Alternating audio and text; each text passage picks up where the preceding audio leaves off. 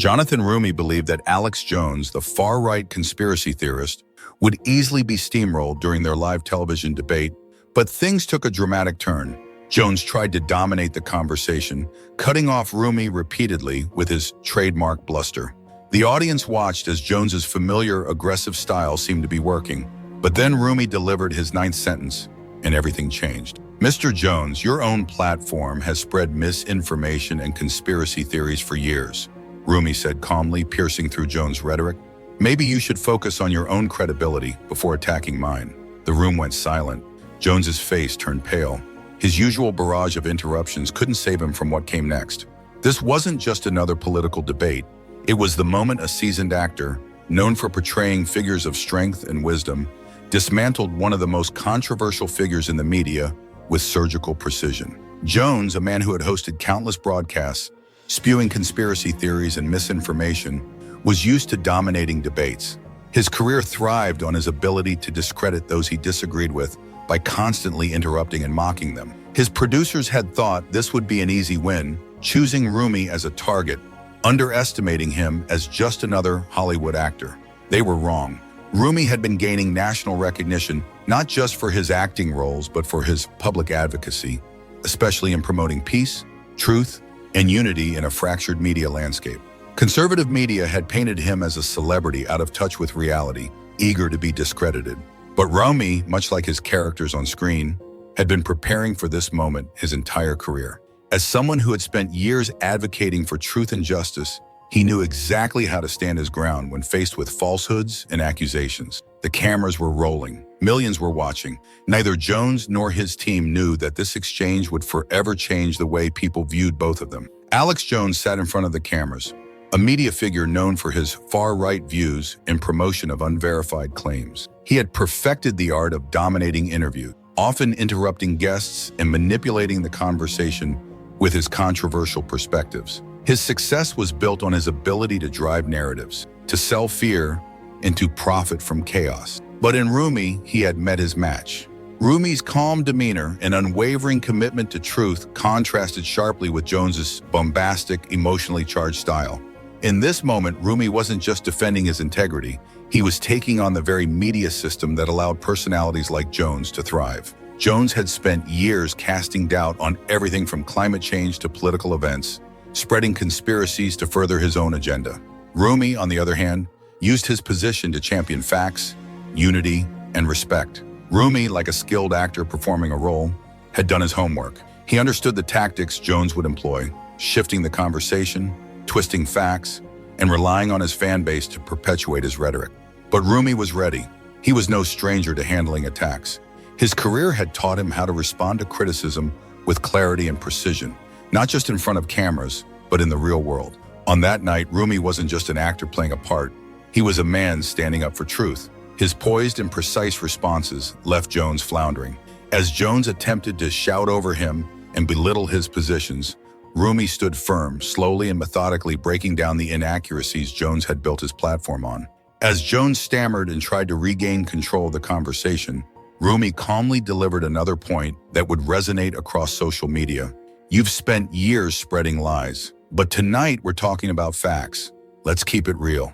The room, once tense with Jones's interruptions, now felt the weight of Roumie's words. Jones tried to pivot, but the damage had already been done. His credibility, built on sensationalism and fear, was shattered in front of millions. For years, Jones had made a name for himself by dominating interviews, twisting narratives, and using his platform to spread lies. But in that moment, Roumie demonstrated that even the loudest voices could be silenced by the truth. Roumie had created a viral moment, one that would be discussed for years to come, not just as a political confrontation, but as a powerful reminder that truth, no matter how much it's drowned out, will always find its way through. What started as an opportunity for Jones to attack a celebrity turned into a masterclass in how to stand up to media manipulation and disinformation. Roumie's performance was an undeniable victory, and the world watched as the actor turned the tables on a media figure who had long been known for controlling narratives and manipulating facts. This was no longer just a political debate. It was the moment a new generation of voices stood up and proved that truth, prepared and delivered with precision, could change the game. Roumie wasn't just defending himself. He was changing the course of media discourse, showing that substance could and would defeat showmanship. They would ask loaded questions, interrupt responses, and attempt to intimidate defendants and their lawyers into submission. Jonathan Roumie, much like his approach to tackling tough roles in his acting career, learned not only how to survive these attacks, but how to turn them around on his opponents. His rise to prominence wasn't just about acting, it was about his growing voice in the fight for truth, justice, and media integrity. Roumie had quickly garnered attention for his articulate defenses of his faith and values, facing off against some of the most controversial figures in the media landscape. Unlike many celebrities who prefer to avoid controversy or remain silent on political matters, Roumie stepped into the fray when he believed it was necessary to stand up for what was right. What most people don't know about Roumie is his meticulous preparation. Just as Alex Jones strategizes his media attacks, Roumie had spent weeks studying Jones's interview techniques. He watched hours of Jones' broadcasts, analyzed his rhetorical patterns, and prepared specific counter-strategies for each likely attack. Roumie understood something many of his political counterparts missed. Modern political media wasn't about thoughtful discussions. It was about viral moments, power dynamics, and who could dominate the narrative. Roumie wasn't looking to change Jones's mind, nor was he seeking to convince conservative viewers. He was there to show progressive audiences that their representatives could fight back and win. The stakes couldn't have been higher. This wasn't just another interview. It was a battle between the outdated tactics of media manipulation and the new wave of honesty and integrity that Roumie represented. Jones, however, needed this interview to go well. He was still recovering from years of controversy surrounding his promotion of harmful conspiracy theories. His reputation was deeply damaged, and critics were questioning whether his aggressive tactics had any place in modern political discourse. A successful takedown of Roumie would remind the world why Jones had been able to dominate for so long, making sure conservative media could still control the narrative. Roumie, meanwhile, walked into this lion's den with everything to prove. His supporters, especially younger voters, were eager to see if he could stand his ground against one of the most notorious figures in the media. A strong performance could launch him further into national prominence. A weak performance might damage his credibility and put his future political efforts at risk. The progressives watching were especially interested. For years, the Democratic Party had been criticized for playing by the rules, too often conceding ground to figures like Jones, who were more interested in tearing down their opponents than having a real conversation. As expected, the interview began just as Jones had planned. The studio lights gleamed brightly under the Fox News set. The familiar red, white, and blue graphics filled the screen, and Jones sat confidently behind his polished desk, ready to dominate the conversation. Joining me now is actor Jonathan Roumie, known for his outspoken views on social issues. Jonathan, you have made some claims about media manipulation, but aren't you just another Hollywood elitist pushing a left-wing agenda? Roumie, appearing via satellite from his home office, leaned forward slightly, his expression calm but focused. Alex, the real danger to democracy is the spread of misinformation, especially when it's being pushed by influential figures like yourself. Roumie responded, his voice steady. Jones immediately interrupted. Hold on. You don't get to lecture me about democracy while you and your Hollywood friends are out there pushing an agenda that undermines traditional American values. Let me finish, Roumie said firmly, his voice unwavering. What really threatens democracy is the constant barrage of falsehoods that you and others like you spread. It's not about differing opinions, it's about facts being manipulated for profit. Jones, shaking his head with a dismissive sneer, interrupted again. That's rich coming from someone who's part of a group of elites who never have to face the consequences of their actions. What about the radical policies your party supports? The interruptions continued. Roumie didn't flinch. Instead, he methodically dismantled Jones's claims, much like he had done with many false narratives before. Alex, my views are rooted in facts. The real question here is whether you care more about getting clicks in selling fear than telling the truth. You've built a career on exploiting people's fears, and it's time to confront that. As Jones ramped up his rhetoric, trying to overwhelm Roumie with his usual tactics, Roumie remained calm, even when Jones presented a false choice about the budget and social issues. Roumie countered, "The false dichotomy you're presenting is misleading. This isn't about choosing between one group of people or another. It's about understanding the root causes of these issues and dealing with them through comprehensive solutions." The back and forth continued, but Jones could feel the shift. Roumie wasn't just defending his positions. He was turning Jones's own tactics against him. He'd interrupted Roumie 8 times already, but now, in a rare move, Jones hesitated. Roumie had broken the pattern, and for the first time, Jones seemed to realize that he wasn't in control. Roumie seized the opportunity. "You've spent years spreading lies, Alex. Now it's time to face the truth. You can't keep deflecting. This isn't just about politics. It's about real lives being impacted by the misinformation you spread." The interview, which was supposed to be Jones's chance to tear down another liberal voice, had turned into a moment of reckoning. Roumie had managed to turn the tables, showing viewers that facts and integrity could cut through the noise and manipulation. The questions continued to come fast, designed to put Roumie on the defensive, each one crafted to prevent him from developing any coherent response. Jones, now fully in attack mode, carried the righteous indignation that his audience thrived on. But Roumie's composure remained unbroken, even as Jones tried to escalate the situation. Roumie, calm and collected, responded with his usual grace. "What I despise is when people exploit suffering for political gain," he stated firmly. Jones, seizing the moment, interrupted again. "What about the millions of Americans struggling with inflation? The suffering of working families thanks to your party's policies?" He snapped, voice dripping with frustration. He was relentless now, asking the same questions faster, hoping to overwhelm Roumie, but Roumie wasn't flustered. "The economic data shows," he began to explain. Jones cut him off once more, his tone now full of disdain. "Gas prices, grocery prices, housing costs, everything is skyrocketing because of your policies. When are you going to take responsibility for the economic damage your party has caused?" The tension in the room was palpable. Jones had succeeded in dominating the conversation for a while, but something had changed in Roumie's demeanor. He wasn't scrambling. He looked almost amused. With an air of quiet confidence, Roumie finally asked, "Are you finished?" Jones, momentarily thrown off balance, paused. "I'm waiting for you to answer my questions," he retorted. "I'll answer them, but first I have a question for you," Roumie said, his voice taking on a sharp edge. The studio seemed to dim as Roumie prepared to deliver the line that would change the course of the debate. "Ingram, your own network had to pay $787 million for spreading lies about elections. Maybe you should focus on your credibility before questioning mine." The effect was immediate and devastating. Jones's confident smirk froze and his mouth opened slightly, but no words came out. His usual bravado had evaporated. In the control room, the Fox News production team was stunned by the shift. The director, Mike Patterson, later remarked, "I've been directing live television for 20 years. And I've never seen a host go completely silent like that." Camera operators zoomed in on Jones's stunned expression, capturing the exact moment his media persona cracked. The contrast was undeniable. Roumie, calm and composed, while Jones was visibly shaken and lost for words. Roumie wasn't finished. "You've interrupted me 8 times in the last 5 minutes, he continued, his voice growing stronger. "You've asked about voter ID, border security, inflation, and spending.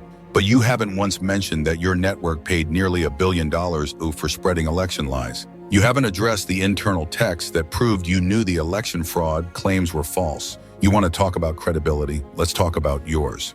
Roumie's reference to the Dominion lawsuit was a calculated move, referencing court filings that revealed Fox News hosts and executives were aware that their election fraud claims were untrue, but continued promoting them for profit.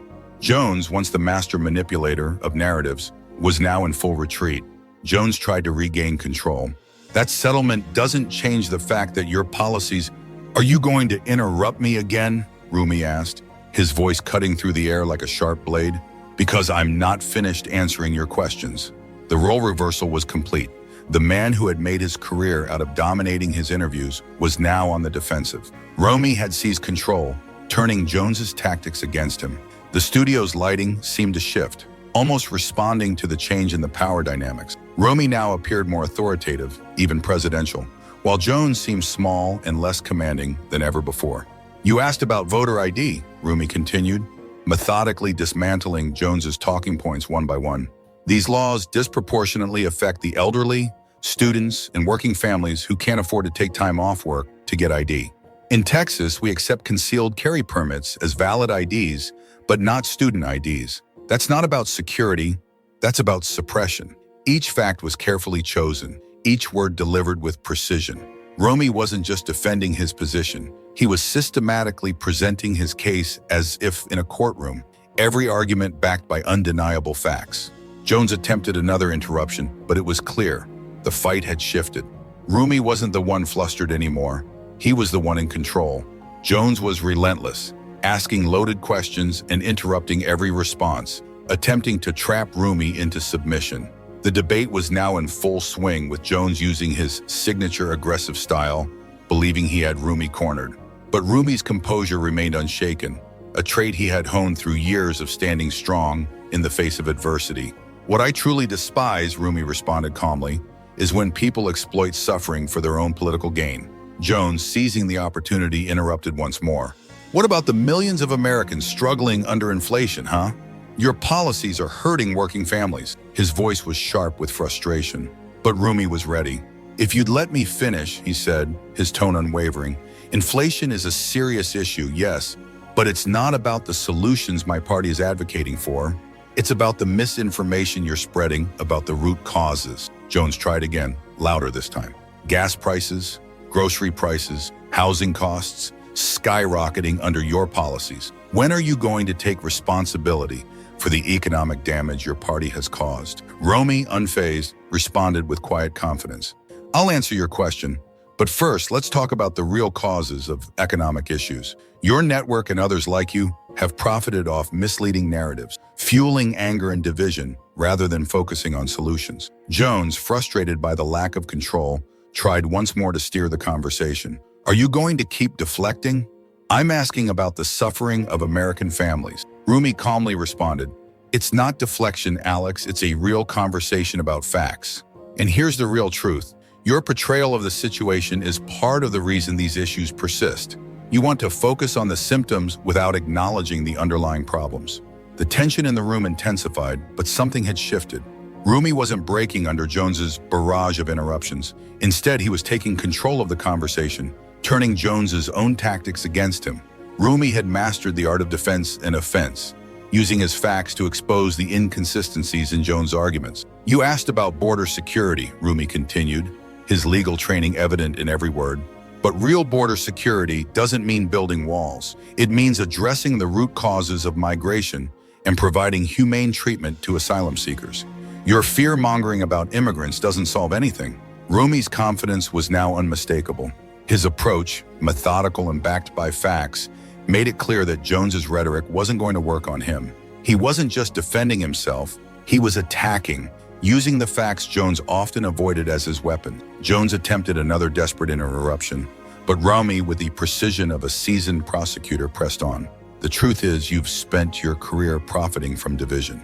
You make millions convincing your audience that people like me, young Democrats, and progressive voices are the enemy. But the real harm is the way you perpetuate false narratives that only serve to harm real communities." It was a blow Jones hadn't seen coming. The camera captured the exact moment Jones's usual bravado slipped. His face fell, and the familiar confidence evaporated.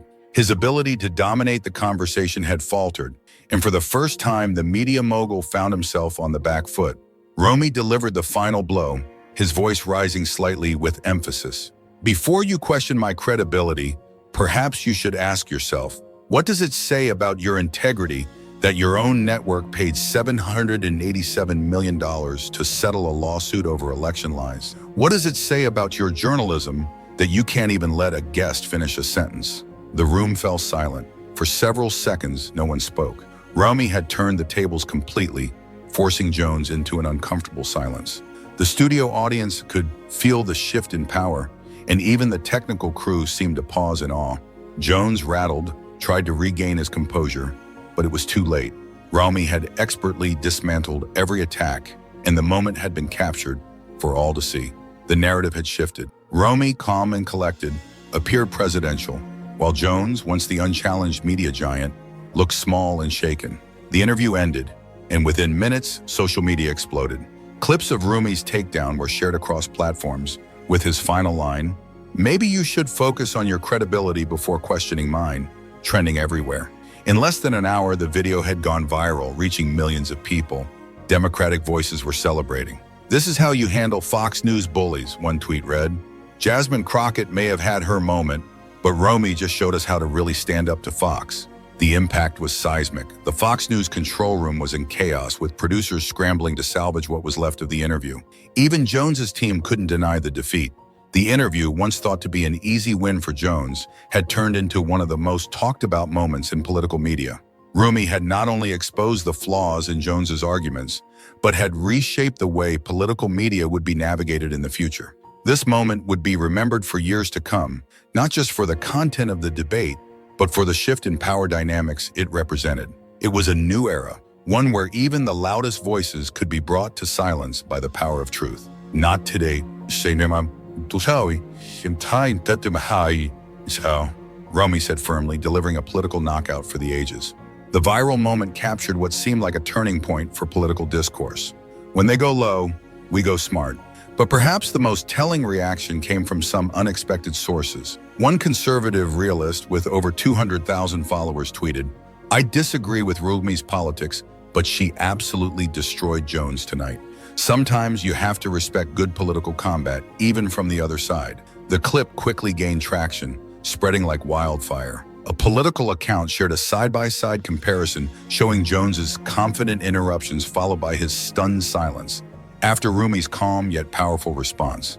In just 3 hours, the video amassed over 1.2 million views. Young voters across the nation were especially engaged, sharing the clip in group chats with messages like, "Finally, someone who fights back, and this is what we've been waiting for." Emma Rodriguez, a student at the University of Texas, captured the moment perfectly. "My whole life I've watched Democrats try to be polite while Republicans attack them. Roumie just showed us a different way. She didn't just defend herself, she went on offense." Conservative voices initially tried to downplay the exchange. Roumie deflected from real issues by attacking the network instead of defending her policies, tweeted Right Side News. However, even some conservative commentators had to acknowledge what they witnessed. One wrote, "I disagree with Roumie's politics, but she handled that interview like a pro. Jones got outclassed tonight." The most viral clip came from a Political Moments account, which compiled all of Jones' interruptions followed by Roumie's devastating retorts. In just 6 hours, the video garnered 2.3 million views. Networks scrambled to book Roumie for follow-up interviews. CNN's Anderson Cooper reached out within the hour. MSNBC's Rachel Maddow's team offered a full segment, while non-political shows like The Daily Show, The Late Show with Stephen Colbert, and Saturday Night Live all began preparing segments about the interview. Colbert's writers were already crafting jokes about Jones's stunned expression, and SNL producers considered doing a cold open recreation. The real impact, however, was being felt in political circles across Washington. Democratic leaders were thrilled. House Minority Leader Hakeem Jeffries called Roumie personally to congratulate her. "You just showed every young Democrat how to handle hostile media," he said. "This is the energy we need." Senate Majority Leader Chuck Schumer's office reached out to invite Roumie to a leadership strategy meeting, emphasizing, "We need to learn from what you did tonight. You've shown us a new playbook." Progressive fundraising groups saw immediate spikes in donations. ActBlue reported that donations related to Roumie's campaign surged by 400% in the hours following the interview. Small dollar donors flooded in with messages like, "Finally a Democrat who fights back," and "This is what resistance looks." In just 12 hours, Roumie's campaign account received over $200,000 in small dollar donations from all 50 states.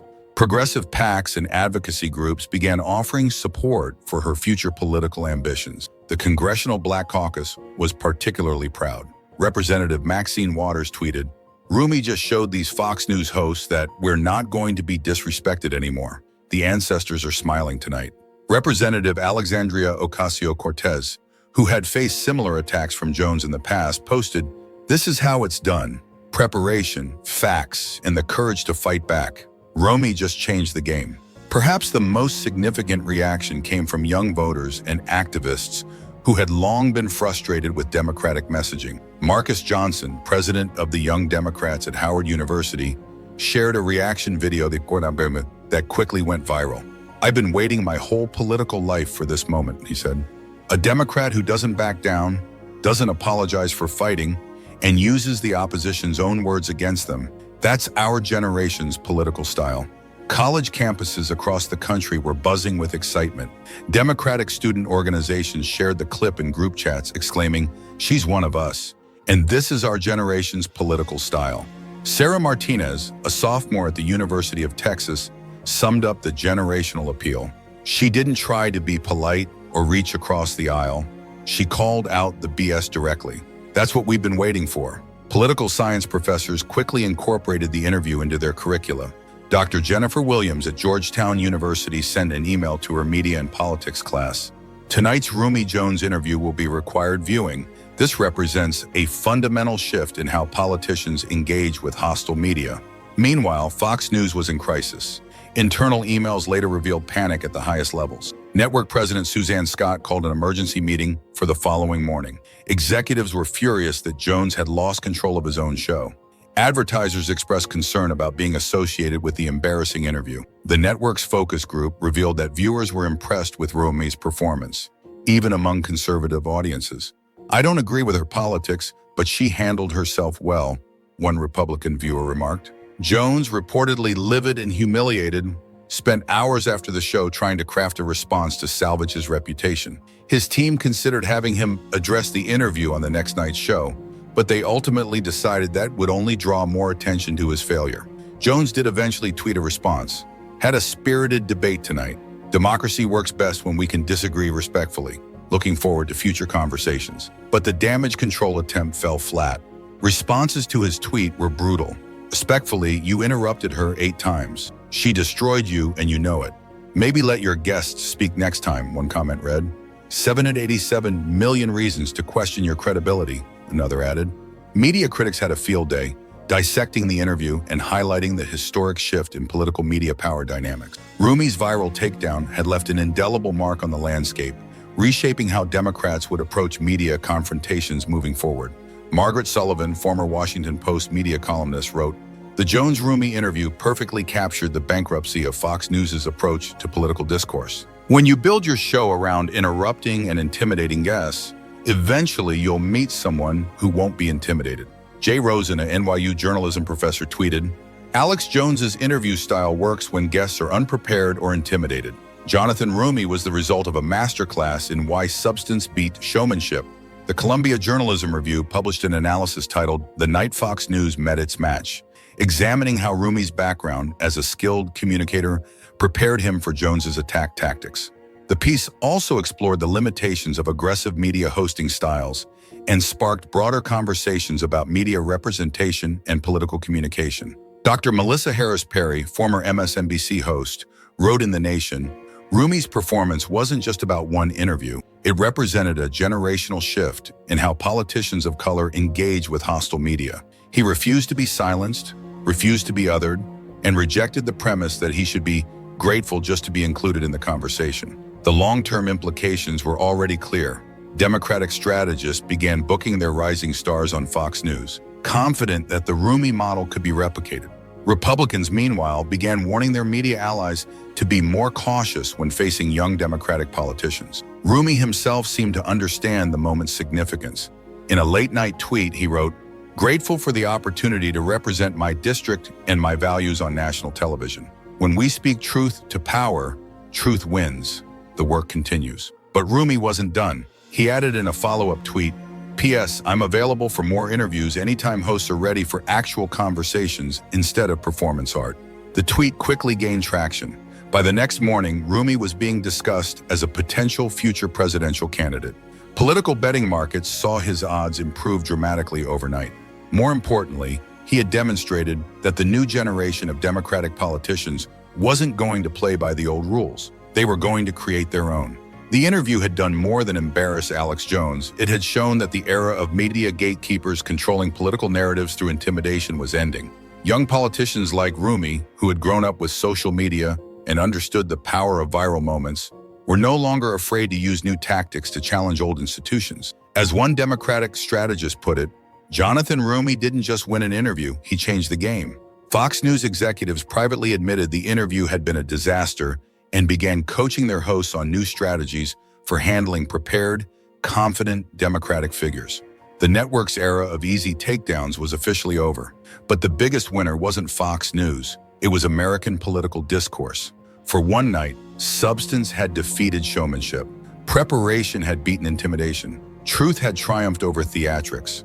The message was clear: a new generation of politicians had arrived, and they weren't going to be silenced. That's the story of how Jonathan Roumie turned the tables on Alex Jones and changed political media forever. What did you think of Roumie's performance? Was this the moment that proved young Democrats are ready to fight back against Fox News intimidation tactics?